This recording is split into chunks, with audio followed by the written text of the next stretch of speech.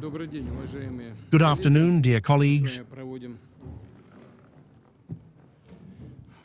We are holding another meeting of the Military Industrial Commission today and will discuss a range of issues related to the development of the armed forces and the work of the defense industrial complex at the current stage, both today and in the future.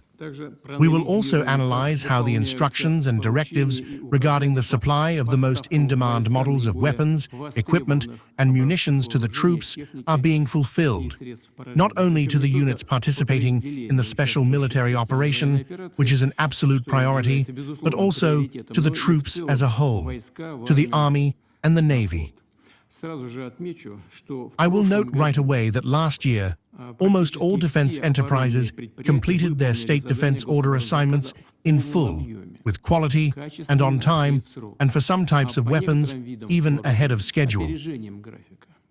For example, the production of munitions, communication systems, reconnaissance equipment, and electronic warfare systems more than doubled. The troops received over 4,000 armored vehicles, 180 combat aircraft, and helicopters.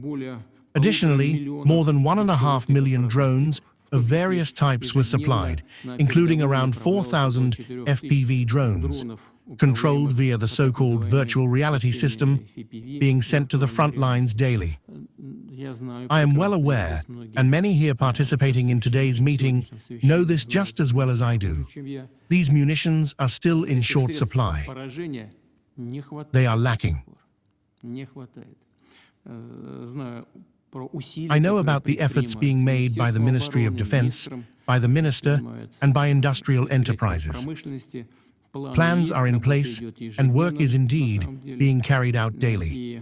I am confident that all plans to increase the production of necessary equipment, in this case, these drones, will undoubtedly be fulfilled. They are highly anticipated on the front line. In fact, they are now one of the key factors in achieving combat success. I would especially like to note that the most in-demand models on the front lines are being rapidly improved, with their tactical and technical characteristics enhanced, both based on combat experience and in response to the development of enemy countermeasures. And their developers, which include leading Western arms manufacturers, are not standing still either. We know this, and our troops on the battlefield know it too. The high technological momentum of our production has been achieved, among other things, thanks to direct feedback from the front line.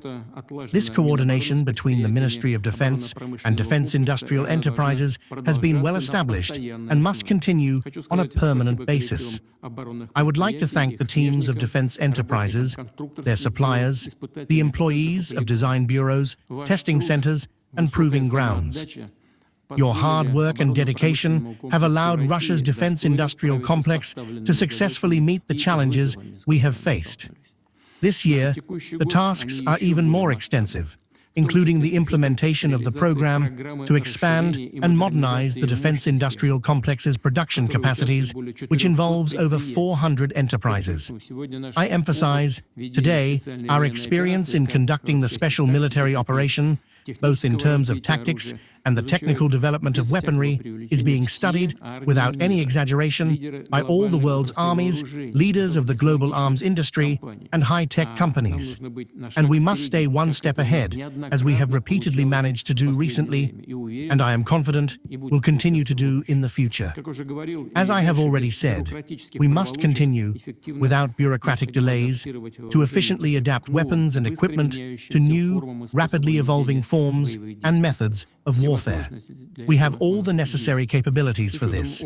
Taking into account combat experience, we must update training programs in military schools and academies, as well as in junior officer and sergeant schools.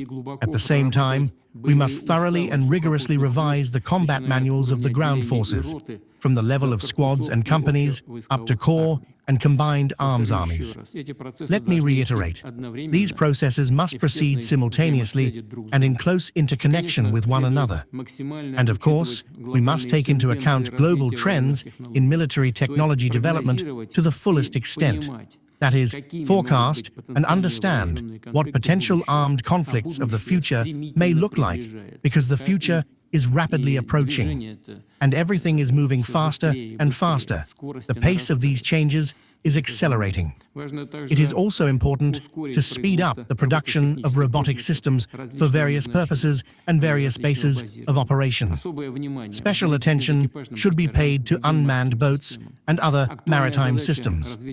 A pressing task is the development of laser systems capable of engaging various targets, particularly drones, and in the future, other military equipment, aircraft, missiles, and so on and so forth.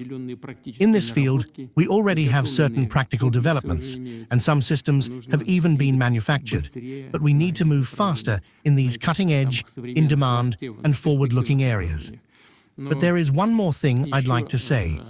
We absolutely must develop everything that is promising, even those things that are not yet being discussed today. Our research centers, design bureaus, and institutes are already working on this, considering and proposing solutions.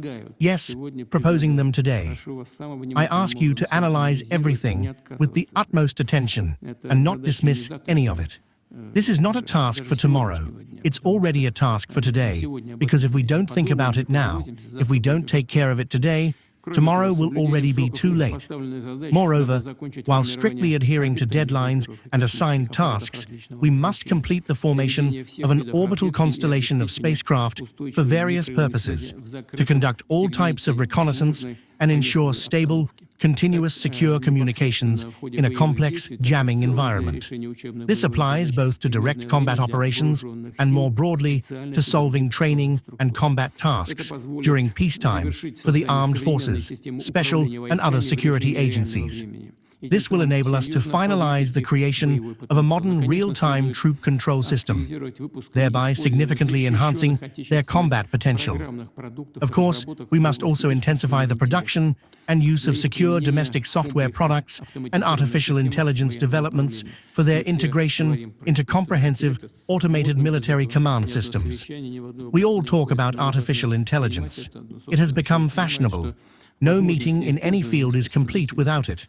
But you must understand, and indeed everyone does understand, that the potential applications of artificial intelligence are enormous. Whoever starts mastering these technologies faster, in this case for military purposes, will gain tremendous advantages on the battlefield. We must never forget this. We have other ideas and developments as well. We'll discuss those separately. For now, let's begin working according to the agenda.